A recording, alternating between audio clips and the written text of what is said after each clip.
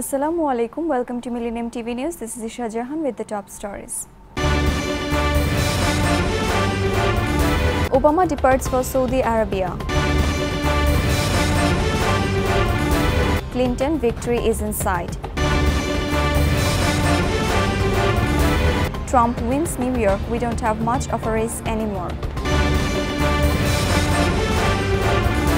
Cruz takes cue from Obama promising yes we will. Sanders says we'll win Pennsylvania if large voter turnaround. Viewers, now the detail. US President Obama departs Washington, D.C. for Saudi Arabia, where he will discuss the fight against Islamic State and other defense issues, according to a White House official.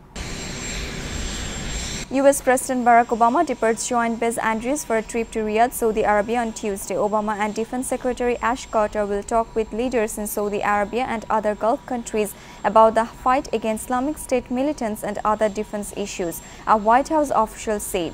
A Senate bill that would allow US citizens to sue the Saudi Arabian government over the September 11, 2001 attacks is still being finalized, senior lawmakers said on Tuesday, adding that it was important to consider the impact of the US-Saudi Arabia alliance. With President Barack Obama leaving for Saudi Arabia, members of Congress have been discussing the legislation which passed the Senate Judiciary Committee in January but has not scheduled for debate in the full Senate for House.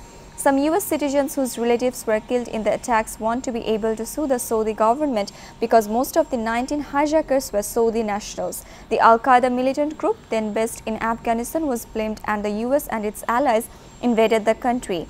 No US investigation to date has reported finding evidence of Saudi government support for the attacks. White House spokesman Josh Earnest and Obama did not support the legislation and would not sign it. Democratic frontrunner Hillary Clinton wins the New York primary, blunting the momentum of rival Bernie Sanders and taking a big step towards wrapping up the nomination.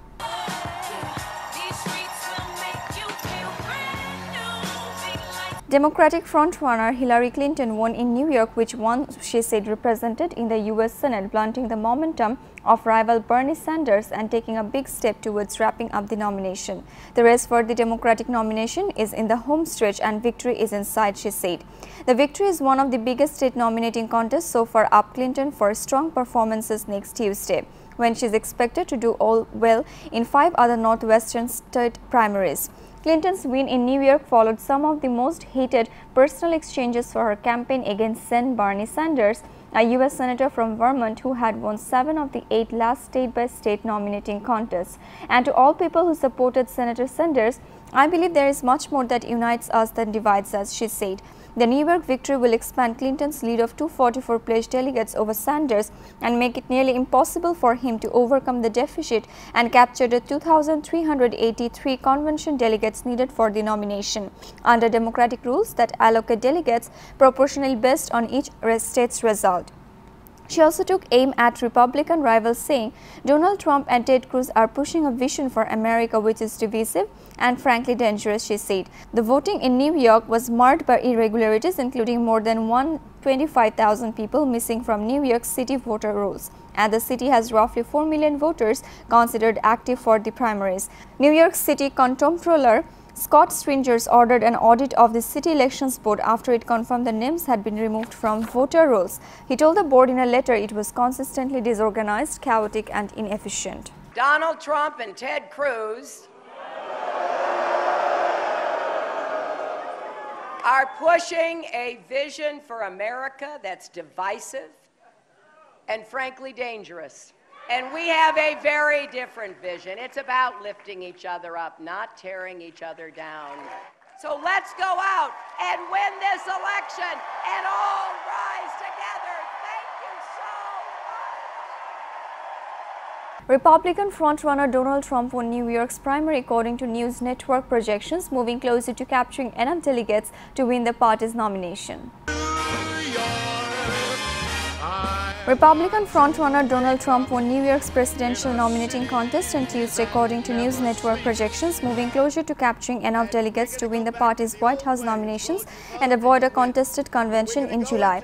"We don't have much of a race anymore," he said in his victory speech. The New York billionaire needed a big victory to his home state to capture the momentum in the Republican race and push him closer to the 1,237 delegates needed to win the nomination. And we begin working again. Thank you, everybody, and thank you, New York. We love New York.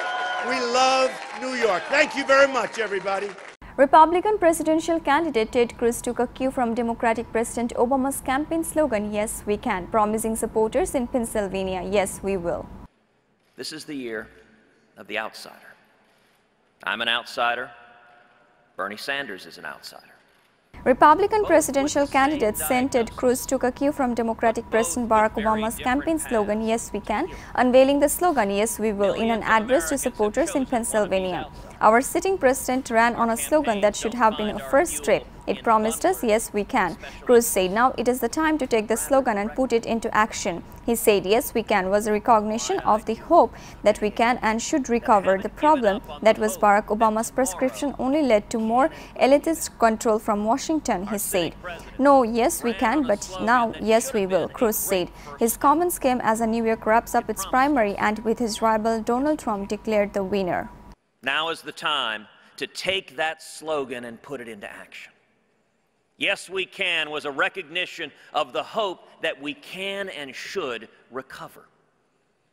The problem was that Barack Obama's prescriptions only led to more elitist control from Washington and less freedom for the people. But now is the time as Americans once again to reclaim that hope, to take another giant leap for mankind. Not yes, we can, but now, yes, we will.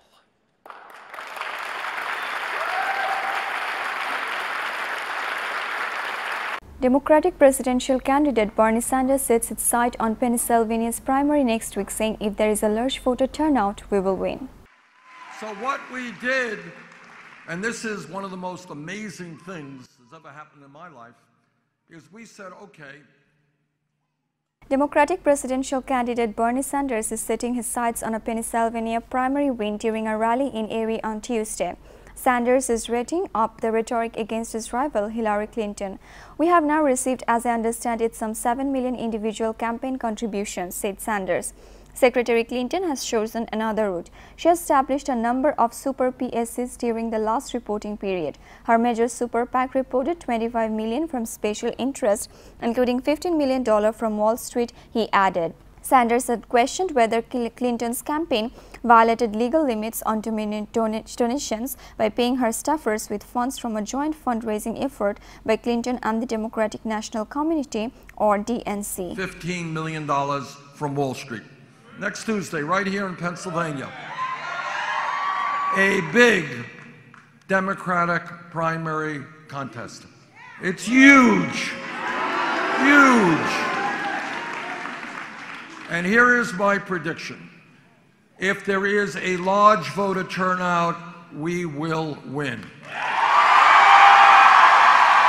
Viewers, Rousseff, it is a coup.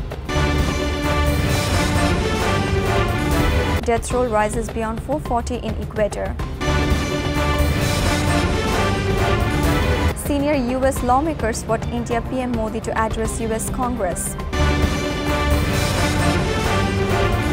Aid arrives for Ecuador quake victims. More bodies recovered from Japan quake. Viewers, let's move to the next news. Brazil's President Dilma Rousseff calls attempts to impeach her a coup as the Senate gears up to vote after a heavy defeat in the lower house of Congress.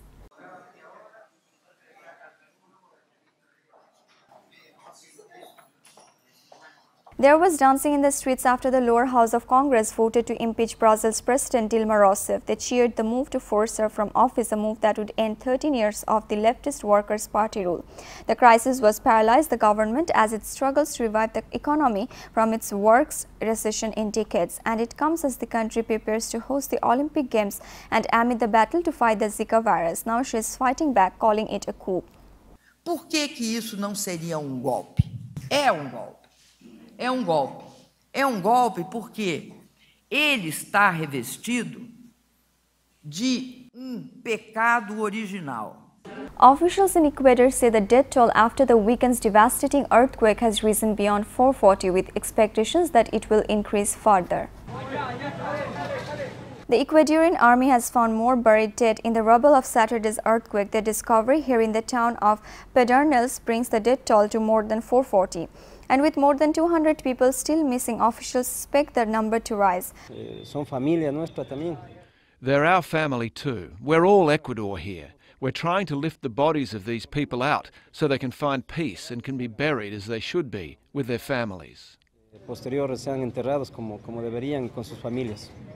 The quake destroyed or damaged about 1,500 buildings. It also triggered mudslides and left more than 20,000 people sleeping in shelters. Soldiers have been delivering aid throughout the day, much of it coming from neighbors like Peru.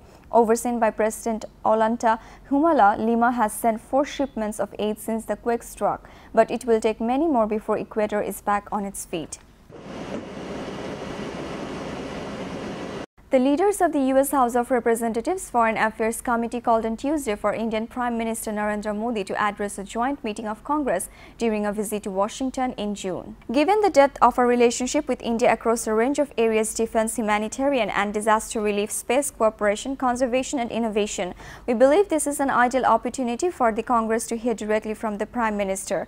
Representatives Ed Royce, the Republican Committee Chairman, and Eliot Engel, the panel's ranking Democrat, wrote to House Speaker Paul Ryan. The invitation will be sharp turnaround for a leader who has once barred from the United States over massacres of Muslims. A spokeswoman for Ryan said she has no announcement at this time about whether Ryan would extend the invitation. Invitations to address the Senate and House are considered a great honor. There have been only 2 in the past year, Pope Francis on September 24th and Japanese Prime Minister Shinzo Abe on April 29, 2015. Aid arrives in coastal towns damaged by Ecuador's deadly earthquake, which has killed at least 480 people. Crucial aid has reached Pedernales, a town on the coast of Ecuador devastated by an earthquake. Many survivors are struggling without water or power. The quake killed more than 480 people in the country. Ecuador's President Rafael Correa surveyed the damage and says rebuilding will take years and billions of dollars. Tens of thousands of people have lost their homes. Many of them have set up makeshift camps like this one.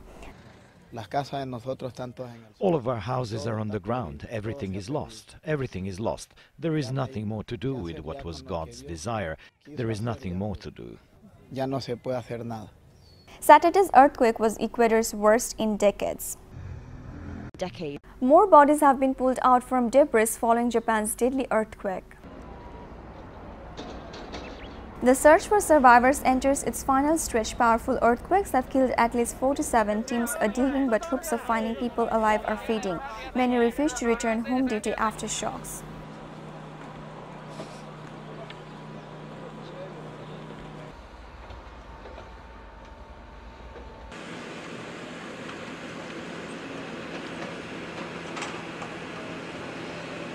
Cuba's former leader Fidel Castro addresses the Congress in what he said could possibly be one of the last times that he appears before the Congress.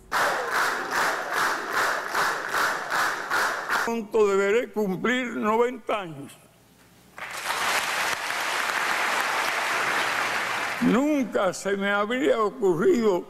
Former Cuban leader Fidel Castro spoke on Tuesday at what he said could possibly be his last address to Congress before signaling his approval of candidates during the country's first congressional meeting since 2011. Soon I will be turning 90 years old. I never imagined it and has not been the fruit of any labor. It was purely a whim of destiny, Castro said.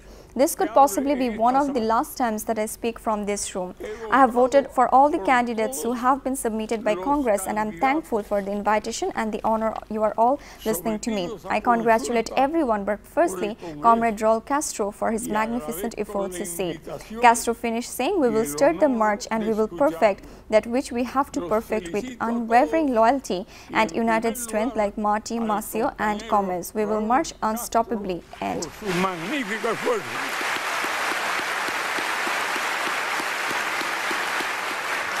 emprenderemos la marcha y perfeccionaremos lo que debemos perfeccionar con lealtad meridiana y la fuerza unida como Martí, Maceo y Gómez en marchas indetenibles. Fin.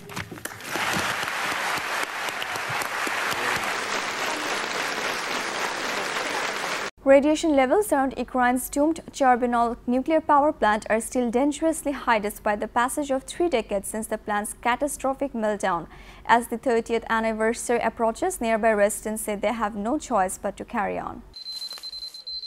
30 years may have passed, but Chernobyl is still a dangerous place to live. On April 26, 1986, a Bosch Systems 10 test sent clouds of nuclear material across Europe and sent radiation levels soaring. It was the worst nuclear meltdown in history. Video from the time showed a facility in ruins as rescue workers surveyed the damage. And now, as the 30th anniversary approaches, Greenpeace's Rashid Alimov says little has changed.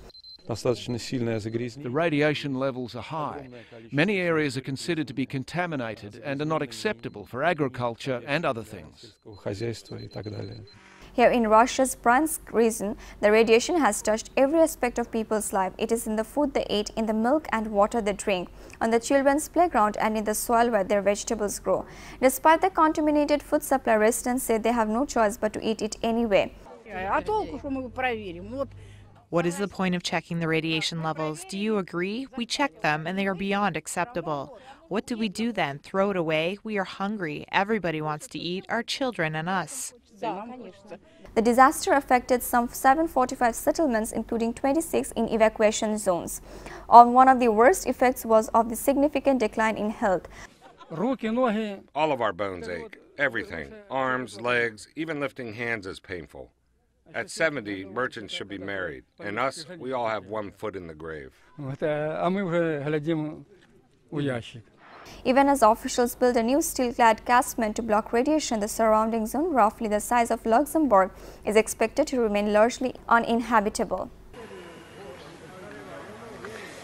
Syria's fragile peace talks appear doomed on Tuesday after airstrikes killed around 40 people in a crowded vegetable market in rebel-held territory.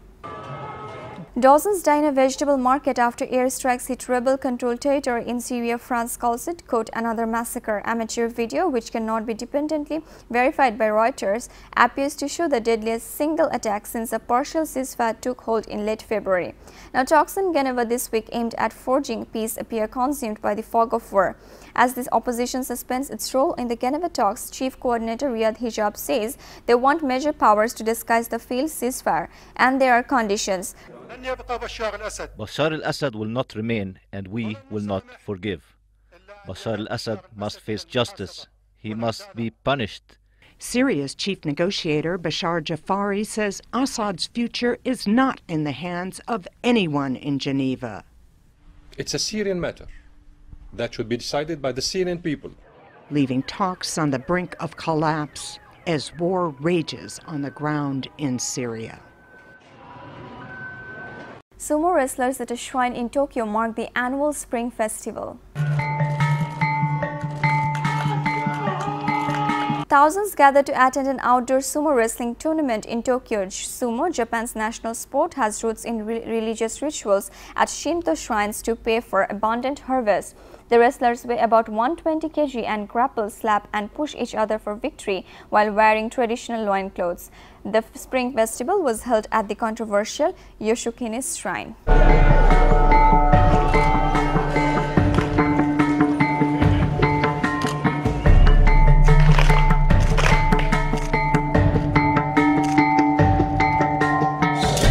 Myanmar's unregulated labor market is rife with child workers struggling to support their poor families.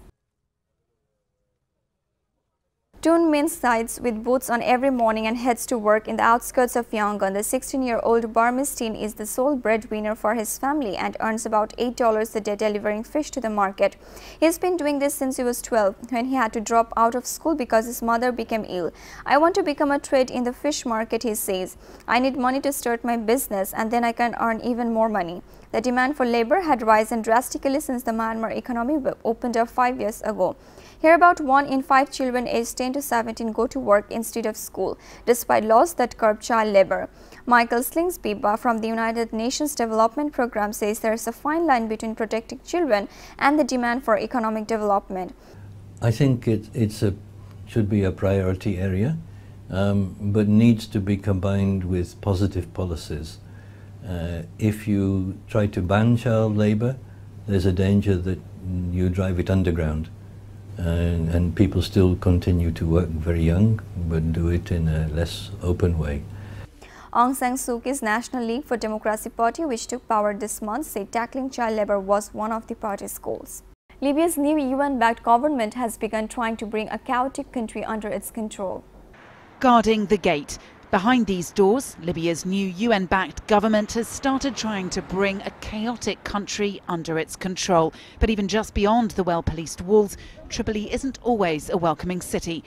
We're in the Busita naval base in the centre of Tripoli, and this is where the leaders of Libya's UN-backed unity government arrived 2.5 weeks ago.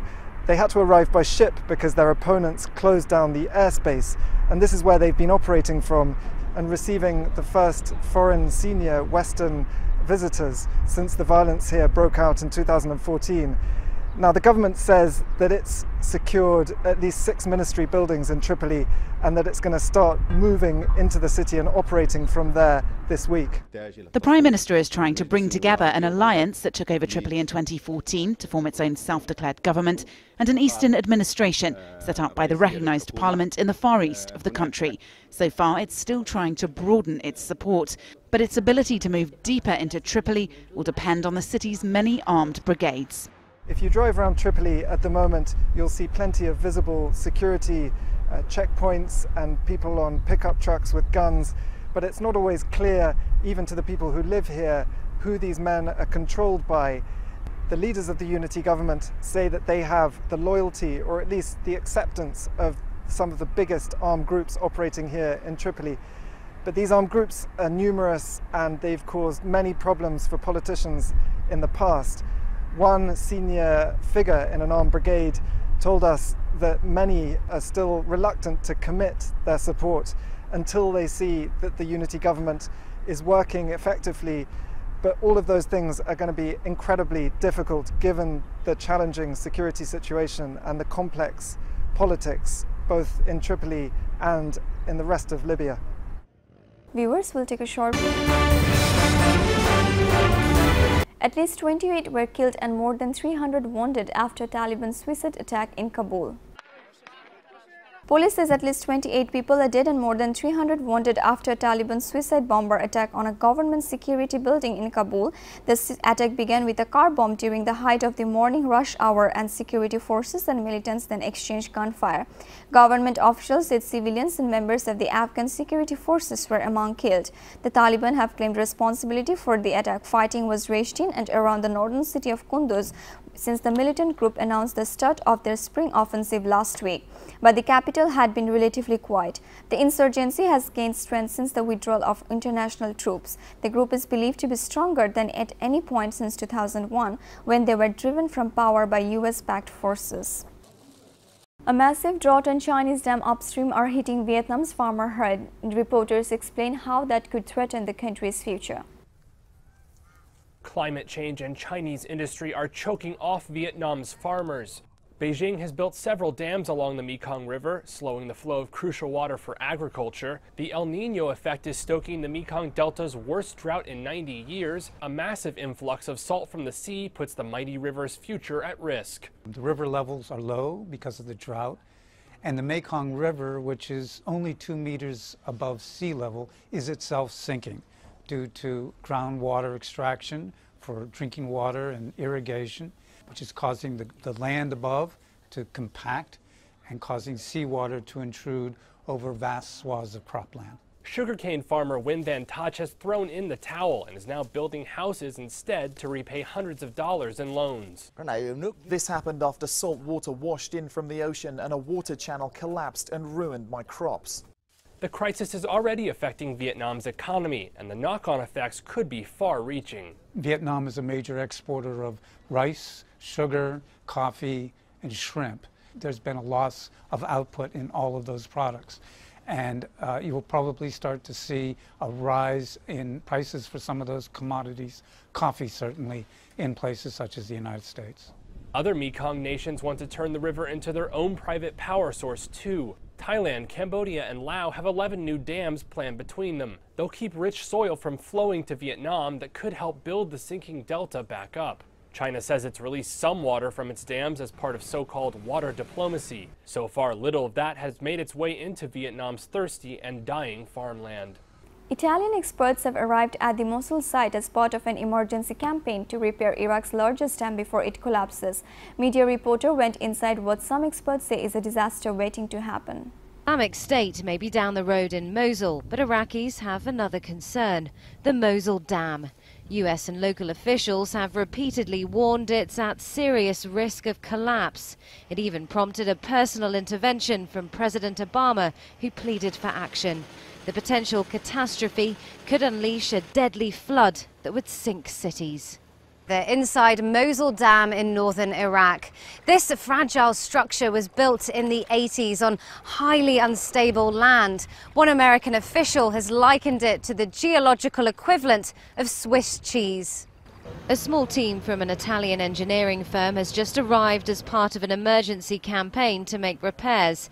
They're working on setting up a camp here to house scores of engineers and military personnel, but it could take months.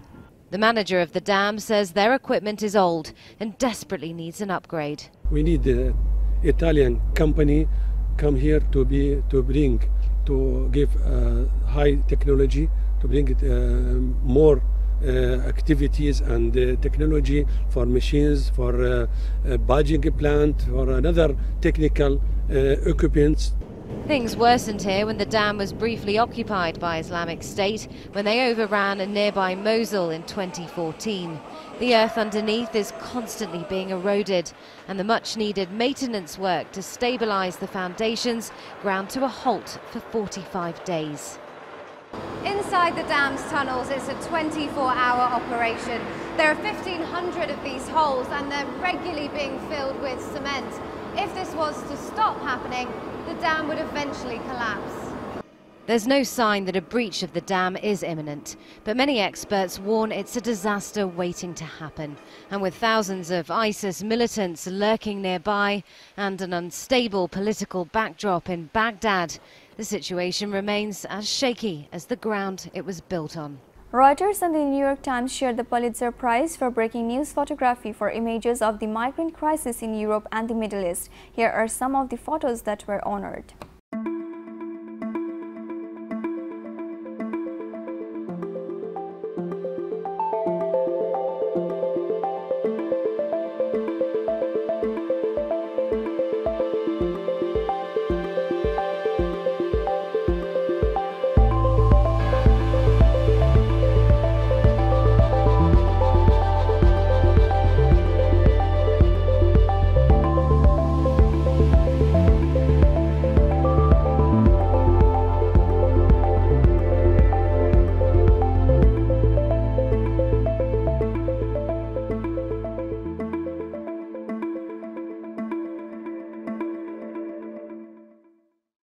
Students at a Los Angeles high school open a gender-neutral bathroom amidst a national debate over gender equality. It was a long time coming, but students in this Los Angeles high school have successfully petitioned to open what they say is the state's first gender-neutral restroom. Students in the Sante Education Complex's Gay Straight Alliance helped convert a girls' restroom into a restroom open to all students, regardless of their gender identity. GSA group members say they started the It's Just a Toilet campaign to help not just transgender students, but the entire student body. One of the spaces where students would say they oftentimes either get bullied or feel uncomfortable, it was in the restrooms. Sometimes on campus, usually off campus, students talked about having stories about how at times they would have to hold it and not go to the restroom all day long, and that was unhealthy for them. So this restroom is important so all students could feel comfortable, not just LGBT students or not just minority students. It's for all students.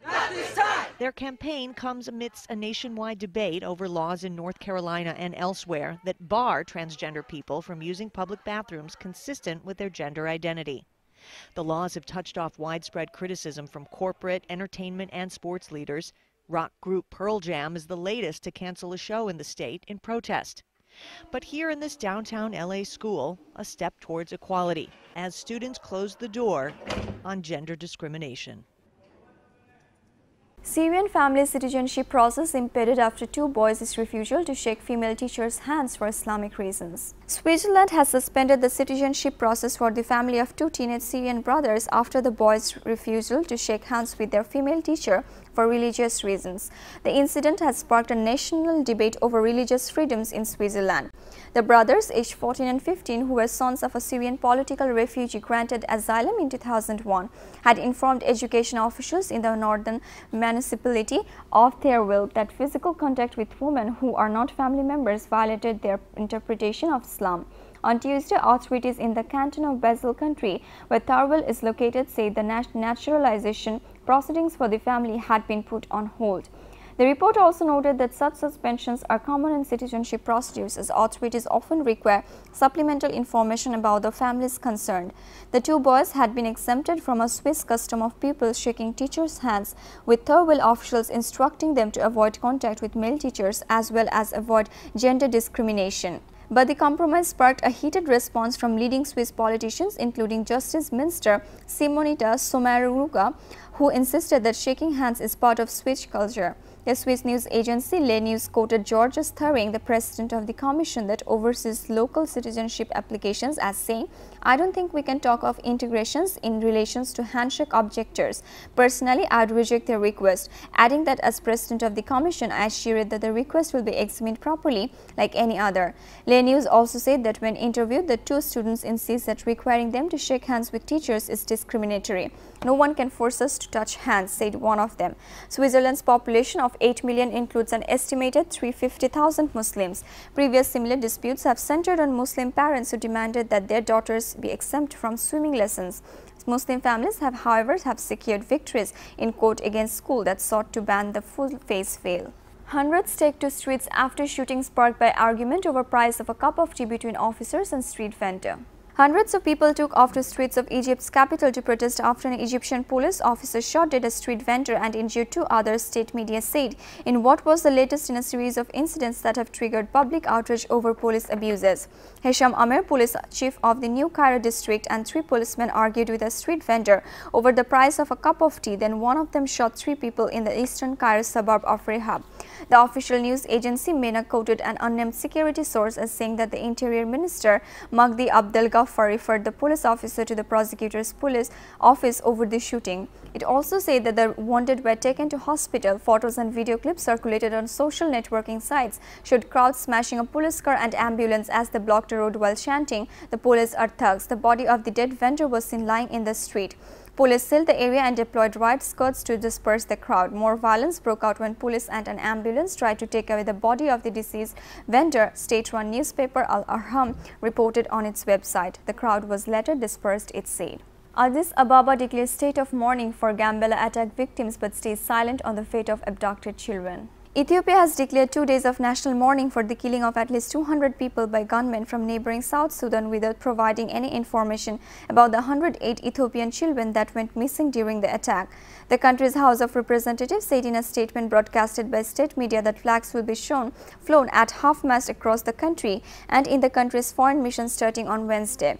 Friday's attack happened in the 3 districts of the Niger zone in the country's Gambela regional state. The area straddles the border of the 2 countries and is home to more than than 280,000 South Sudanese refugees that fled the conflict in their country. Prime Minister Haile Mariam Desalegn said on Monday that this government was working with the government in Juba to take necessary measures against the attackers. The gunmen were neither members of South Sudanese government nor the country's opposition group, the Prime Minister said. The mother's life support system that kept her alive for 55 days was turned off hours after the birth. A brain-dead Polish woman had delivered a baby boy after she was kept alive for 55 days so that she could give birth. A hospital official said on Tuesday that the premature baby showed no signs of serious complications. It's rare to successfully maintain a pregnancy for so long. That it is such an early stage at 17 or 18 weeks, said Barbara Krolak-Olesnik, head of the neonatal unit at the University Hospital in the southern city of Wrocław. The 41-year-old mother was rushed to hospital by ambulance late last year and deemed brain dead due to brain cancer. Her whole family wanted us to try to save the child. Krolak-Olesnik told news media, adding that the baby boy was born in January in the 26th week of pregnancy. It was a long 55-day battle. We doctors wanted the little man to grow as big as possible, but there came a day when there was real danger to his life. So we opted for delivery via cesarean section. The baby weighed just 1 kilogram at birth, but now is up to 3 kilograms after 3 months of intensive care and had just left hospital showing no complications. But we have to be patient and wait and see how he grows, Krolak-Olesnik said, adding that the baby was being bottle-fed and breathing on his own. The mother's life support system was turned off hours after the birth. A brewery in Jerusalem produces craft beer with a taste they say dates back to the Jesus time. A Jerusalem brewery produced a beer with a taste it says dates back to the time of Jesus. The wheat from the strain was used to make the Holy Land 2 millennia ago. Beer brewer Itai Gutman. I found this article about these guys at the Tel Aviv University that mapped the genome of the mother of wheat, the same grain I used, and that just made a light bulb light up, and I just contacted them, and within a few days I had several kilograms of this material.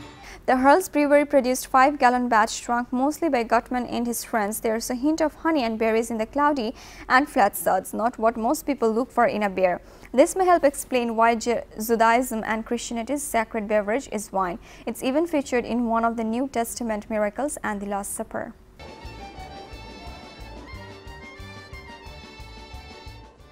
Viewers, now the business news.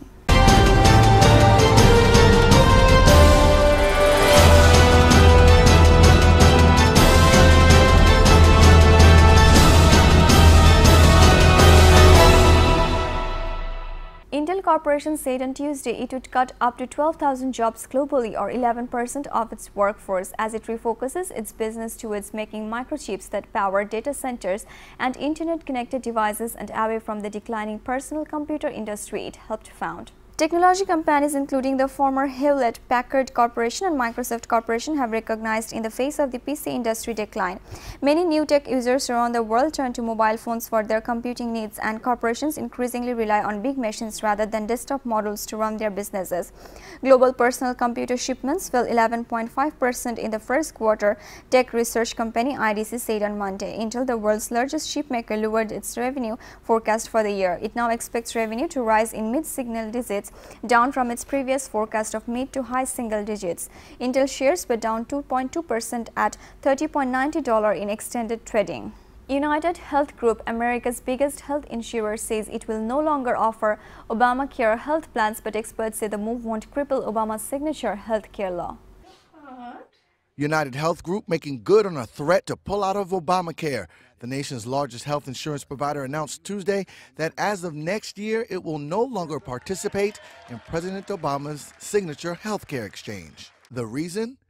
Good old-fashioned math. They're losing money on Obamacare, and they have been for a while, and they basically say they can't make money in this business. United Health will stop providing coverage in most states, leaving nearly 800,000 people scrambling to find another way to pay medical bills. But United Health's wounds are largely self-inflicted rather than indicating a problem with Obamacare. The way Obamacare is set up, you do better if you have more customers. The more customers you have, the less risk you have, the better you do. So United Health thought they were going to get a lot of customers. They thought that they could manage the costs and the risks around all those customers, but they priced high. And when you price too high, you don't get the customers. Which suggests the competitive nature of the exchanges are actually working like they were designed to. A big percentage of the nearly 13 million Americans using Obamacare went with other, cheaper insurers. Those who are now being dropped by United Health can sign up with another Obamacare insurer willing to take them on. I fully expect United Health to start participating again once that management team feels it's opportune for them. So it'll give them time here. They'll take some time here to really see how things shake out, see where pricing ends up, to see if the membership makeup starts to improve, and then they'll start to move back in. Viewers on the Science, Technology and Environment News.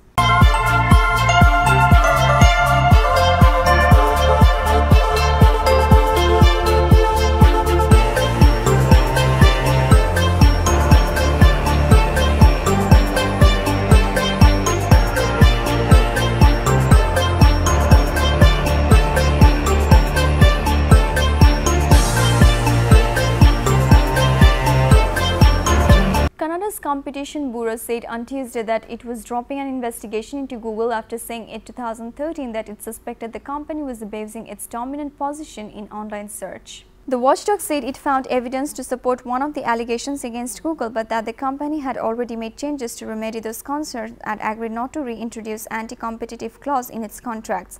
The Bureau said that it did not find sufficient evidence of a substantial lessening or prevention of competition in the market to support all other allegations used against Google, now a unit of holding company Alphabet Incorporation.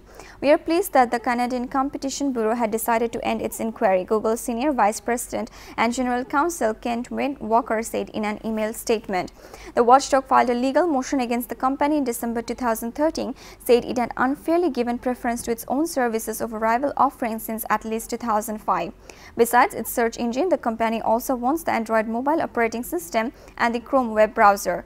Google made changes to its terms and conditions applicable in Canada after settling a similar case with the US Federal Trade Commission in 2013. The UK science community draws vital benefits from EU membership and could lose influence in the event of an exit, says a House of Lords report. But scientists in favour of leaving say the UK would still be eligible for EU funding along with other benefits if it became an associate member. Restrictive regulations could block cutting-edge research, the peers said, but UK researchers placed a high value on opportunities for collaboration afforded by EU membership, they added.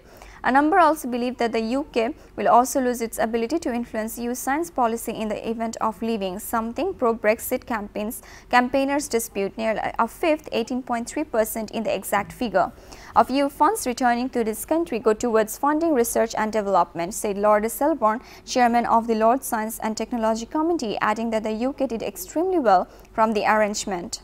The air quality in eastern China continued to improve in the first quarter, but smoke worsened in central and western regions, Greenpeace said in a report on Wednesday after analyzing government data for 362 cities. An analysis of concentrations of tiny airborne pollutants known as PM2.5 highlighted the effectiveness of government policies to clean air in key population centers along the eastern seaboard that includes areas around Beijing, Shanghai and Guangdong, Greenpeace East Asia said. But it said air pollution in the central and western areas was poised to worsen and investment in coal-fired power plants in those areas increases, specifically because their air pollution and emissions regulations are more lax. China's Ministry of Environmental Protection released a report on Tuesday that highlighted in broad brushstrokes some of the trends in air quality over the first quarter. It analyzed a slightly smaller set of cities, but the findings were generally in line with those Greenpeace. Viewers, rescuers in Ecuador were losing hope on Tuesday of finding more survivors from an earthquake that killed nearly 500 people and dealt a shattering blow of the South American OPEC country's already fragile economy.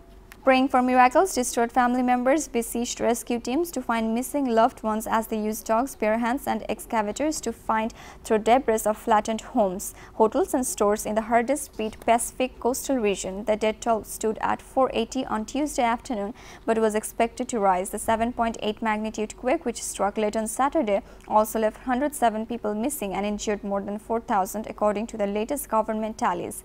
Supervising rescue workers in the disaster zone, Ecuador's leftist President Rafael Correa said the quake inflicted $2 billion to $3 billion of damage to the oil-dependent economy and would knock 2 to 3% points off growth. Viewers, now the entertainment news.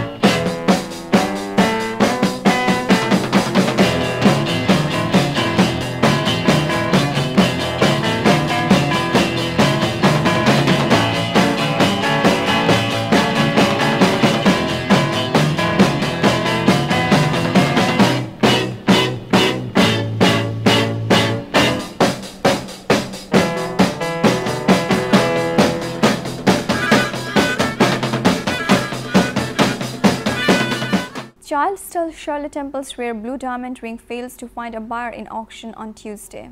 A 9.54 carat rare blue diamond ring once belonging to the late Shirley Temple, one of the Hollywood's most famous child actors, failed to sell at a New York auction on Tuesday, where it was estimated to fetch between $25 million and $35 million. The Sotheby's auction for the fancy deep blue diamond ring, purchased by Temple's father for $7,210 in 1940, around the time of the actress's 12th birthday, opened bidding at $19 million and closed at $22 million, which was below the ring's reserve price. The ring was at the highlight at Sotheby's magnificent jewel sale, which fetched nearly $30 million across more than 300 lots. 14.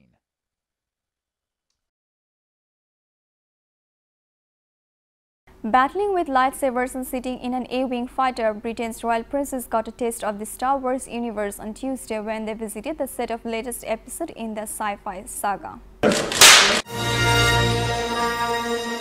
Accompanied by Daisy Ridley and John Boyega, the young stars of The Force Awakens, and Luke Skywalker, actor Mark Hamill, Prince William and Prince Harry toured Pinewood Studios outside London, where Star Wars Episode 8 is being made. In a tweet, Kensington Palace say the visit was to recognize the wealth of the fantastic British creative talent involved in making Star Wars films. The princess met the creative team working behind the scenes, checked out props and poses with characters such as Chewbacca and droid BB-8. Star Wars Episode 8 is due to release in December 2017.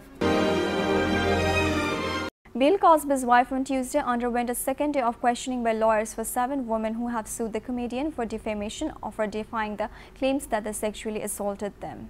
Camille Cosby, 72, cooperated to the best of her abilities while being questioned under oath for more than 5 hours, attorneys for her and her husband said in a joint statement. The deposition showed that Mrs. Cosby has no relevant non-privileged information to offer in this case, it said. We are thankful that this distraction to now be over. Her lawyers had asked a federal magistrate judge last week to spare her a second day of questioning at a Boston hotel. They contended an earlier deposition was mainly aimed at embarrassing her by delving into her sexual past and matters she did not obligated to testify about due to her marriage with the accused actor. U.S. Magistrate Judge David Hennessy rejected that request but admonished lawyers for both sides to be better behaved during the second round of questioning. Viewers, now the sports news.